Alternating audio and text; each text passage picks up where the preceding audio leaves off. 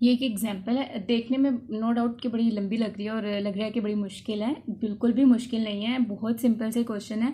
मतलब सारे ही ये शॉर्ट क्वेश्चन है जो भी अभी तक प्लेलिस्ट में ऐड है। तो अब देखें, सबसे पहले कि अगर हमारे पास एग्जाम्पल जो है ये उन्होंने हमें गिवन है, ठीक है। यहाँ पर उन्होंने जो हमें इंफॉर्मेशन प्रोवाइड किया वो ये की हुई है कि देखें ये हमारे पास क्या है, ये हमारे पास एक लीनियर इक्वेशन है, ठीक है। और यहाँ पर उन्होंने जो सात कंडीशन दिया उन्होंने कहा है कि ए जो है वो जीरो नहीं हो सकता, मतलब ए पॉजिटिव भी हो सकता है, नेगेटिव भी हो सकता है, लेकिन जीरो नहीं हो सकता। बिकॉज अगर ये जीरो हो जाए तो एक्स भी जीरो हो गया, तो वाई इज इक्वल बी आ गया, यानी कि कॉन्स्टेंट के इक्वल आ गया, तो फिर तो ये लीनियर इक्वेशन रही ही नहीं। अब जो इन्होंने स्टेटमेंट दिया है वो एक बार पढ़ लें कि if x is a continuous random variable with the PDF and y is equal this where a b are constant, खुद डिफाइन है, मतलब a जो है वो जीरो नहीं होना चाहिए। Show that the PDF of y can be expressed as ये। अब उन्होंने कहा है कि आपका जो आंसर आएगा ना, यानी कि g ऑफ y जो आप फाइंड करेंगे वो ये आएगा, आपने ये प्रूव करना है, ठीक है। दूसरा जो पार्ट है वो देखें, वो क्या उन्होंने कहा, हिंस शो दैट, मतलब जब आप ये काम कर लें तो फिर आप ये शो करेंगे if x is a uniformly distributed. Last question भी जो हमने किया वो क्या था, यूनिफॉर्मली डिस्ट्रीब्यूटेड था, यानी कि उसका एफ एक्स हमने कैसे फाइंड किया था, 1/b-1, ठीक है।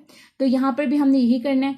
और फिर उसके बाद क्या है कि इसकी जो लिमिट है वो -k से k तक है, और फिर ये लीनियर ही है, और हमने इसको सोल्व करना है, इसका जो भी है फंक्शन फॉर्म फाइंड करना है।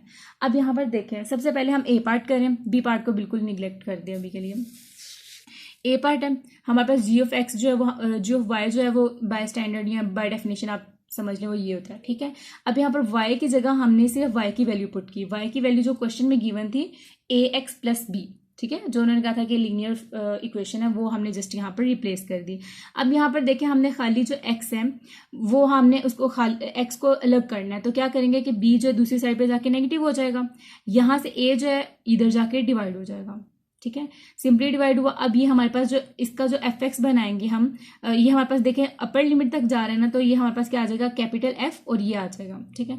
अब यहाँ पर देखें कि हमारे पास फंक्शन तो ये आ गया। अब यहाँ पर ए जो था हमारे पास पॉजिटिव था ना, तो उसको इस तरह हम सोल्व कर रहे थे, बड़े इजीली कर रहे थे।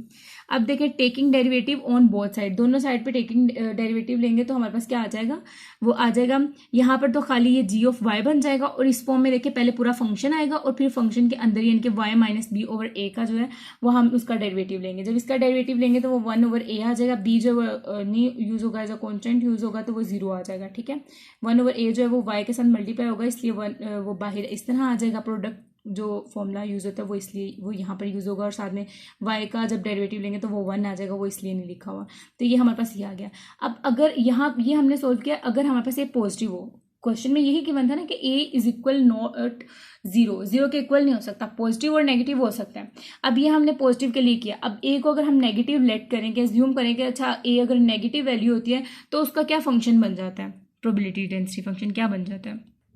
अब देखें, उसको सोल्व करने से पहले एक ये जो है रूल, फॉर्मूला कह लें, रूल कह लें, वो देख लें कि अगर हमारे पास कैपिटल एफ एक्स हो तो हम उसको इस तरह डिनोट करते हैं, ठीक है, क्योंकि साइन हमारे पास ये क्या है, लेस देन का। अगर हमारे पास ग्रेटर देन का साइन हो तो हम उसको बिल्कुल इस तरह, मतलब उसके ऑपोजिट कंप्लीमेंट्री रूल कहते हैं इसको, तो उसके अकॉर्डिंग इसको सोल्व करते हैं। वो क्या होता है, 1 - एफ एक्स।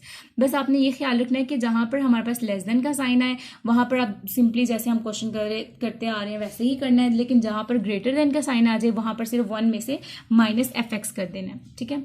अब वहाँ पर पहले जो अभी हमने जो किया है वो हमने किया है कि ए हमारे पास जो है वो ग्रेटर देन 0 है, एज्यूम किया हुआ है, कोई भी वैल्यू हो सकती है, हमें नहीं पता, ठीक है। और यहाँ पर एज्यूम कर लेंगे कि ए हमारे पास नेगेटिव है। सबसे पहले हमने अपना फंक्शन लिखा, y की जगह ax + b पुट कर दिया सिंपली। अब यहाँ से देखें b तो इस साइड पे चला गया। अब यहाँ पर हमने एज्यूम किया कि a नेगेटिव वैल्यू है।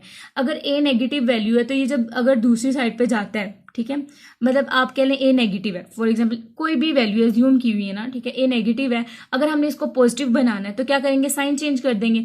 हमने इसको एज्यूम कर लिया कि अच्छा ये नेगेटिव थी, अब ये पॉजिटिव हो गया। अब जब ये पॉजिटिव है तो इसका साइन चेंज हो गया, ठीक है, पॉजिटिव भी इधर से पॉजिटिव हो चुका है, अब इधर उधर से आराम से घुमा फिरा सकते हैं, तो इसलिए यहाँ पर जाके क्या हो जाएगा, डिवाइड हो जाएगा, ठीक है।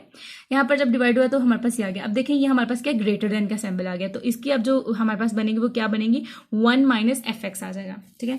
तो 1 - एफ एक्स के अकॉर्डिंगली यहाँ पर हमारा जो फंक्शन वो क्या था, वो ये था, वो हमने लिख दिया।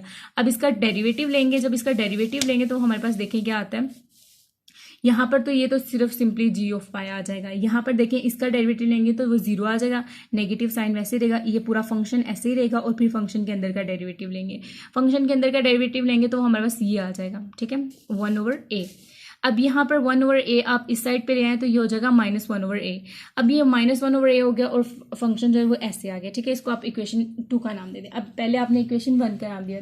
अब देखें कि ये जो हमारे पास है इक्वेशन 1 और इक्वेशन 2, ठीक है। तो अब ये देखें कि एक मिनट में थोड़ा ऊपर कर दूँ, ये देखें, अब ये देखें कि बिल्कुल वो सेम आ गई। यहाँ पर ये पॉजिटिव है और ये नेगेटिव है, तो हम इसको एब्सोल्यूट की फॉर्म में लिख सकते हैं। बाकी पूरा फंक्शन तो ऐसे ही है, ठीक है। तो इसको कंपेयर करके हमने लिखा, तो हमने इस तरह लिख दिया, और हमने क्वेश्चन 1 यानी कि जो पार्ट ए था वो हमारा प्रूव्ड हो चुका है। अब जो बी था उसके लिए क्या करना था हमने, कि हमने उसको कहा हुआ था कि ये हमारे पास यूनिफॉर्मली डिस्ट्रीब्यूटेड है, तो उसके अकॉर्डिंगली वो क्या हो जाना था, एक मिनट, ठीक है। हमने उसको कहा कि वो यूनिफॉर्मली डिस्ट्रीब्यूटेड है। यूनिफॉर्मली डिस्ट्रीब्यूटेड का मतलब कि उसका फंक्शन हम b - a से फाइंड कर सकते हैं, ठीक है, लिमिट अगर हमें प्रोवाइडेड हो। तो अब यहाँ पर लिमिट हमें क्या दी हुई है, -k से k तक।